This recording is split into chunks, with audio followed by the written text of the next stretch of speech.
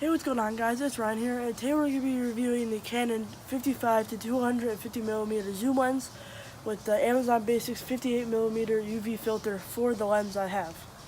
Before we get too far into the video, at the end of the video, I'm going to add some pictures I have taken with this, just so you can see how good the quality is and how sharp the focus is. But without further ado, roll the intro.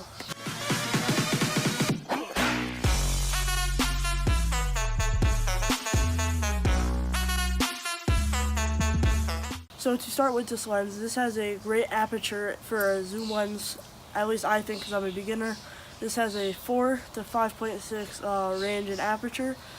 Usually if you leave it in automatic, like I do sometimes, like when I'm at like an event where I'm walking around and I don't feel like adjusting settings, I usually have it on automatic. So usually when you have it in like without it being zoomed in, it's usually at 4. The more you zoom it in, the higher the aperture is going to get. So it's going to go from 4 to 5.6 at one point.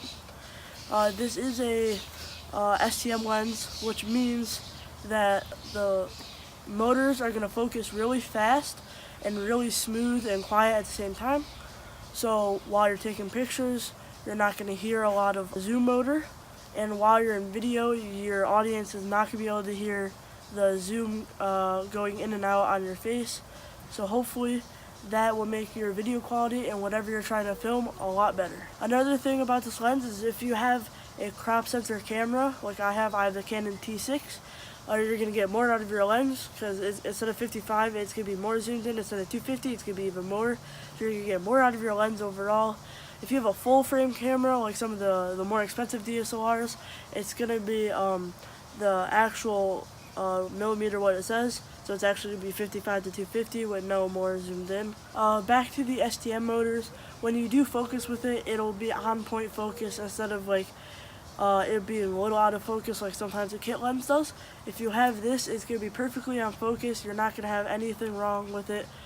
Your picture is going to come out nice and crisp with all the detail that you want when you use this lens. If you're also looking to buy any filters or anything with this does have a 58mm ring to put stuff on. Right now the Amazon Basics UV filter on it, which I'm going to be reviewing right after I'm done with this lens. So if you're looking to pick anything up with this lens while you're buying it, if you choose to, you have to make sure it's 58mm. Another great thing with this lens is it has image stabilization, which means that even without a tripod, your footage won't be shaky, which is good for when you're in pictures so you don't have a lot of motion blur. And also for when you're taking videos and you don't have a tripod, like you're doing a vlog or something.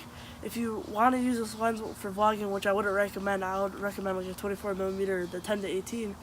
But if you're looking to just walk around and film things with this, you basically need image stabilization if you want to have it zoomed in, or else your footage would be all shaky without a tripod, and it's very important to have it. This also has a automatic focus and manual focus switch along with the stabilization on and off switch. My stabilization is always on. I usually always have mine on autofocus, but if you want to have it on manual focus, all you do is just hit the switch. Right here, I just wanted to show how simple it is to put the lens on the camera. So all you have to do is take this cap off, and this little white square here, all you do is line it up with the little white square on here. And then you take it, and you line the two squares up like this, and then you just put it on, and now your lens is on your camera. So next, what we're going to be reviewing, as I said before, is the Amazon Basics UV filter 85mm. So all this is it's basically, it protects the inside of your lens from the sun, but it also helps to basically just a piece of glass. It helps to keep a lot of stuff from going on your lens, like dust and dirt and all that. If you have this on it, you won't have to clean your lens as much because it'll all get on here, and then you just wipe this off with a paper towel or something. I haven't had any problems with it like getting really dirty to where I can't clean it.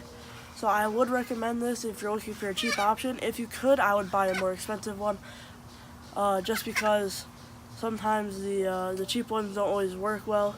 I only bought this just because I don't want to get the front of my lens dirty. So that was the video. I hope you enjoyed it. So right now I'm going to show you the photos I said I was going to show you in the intro.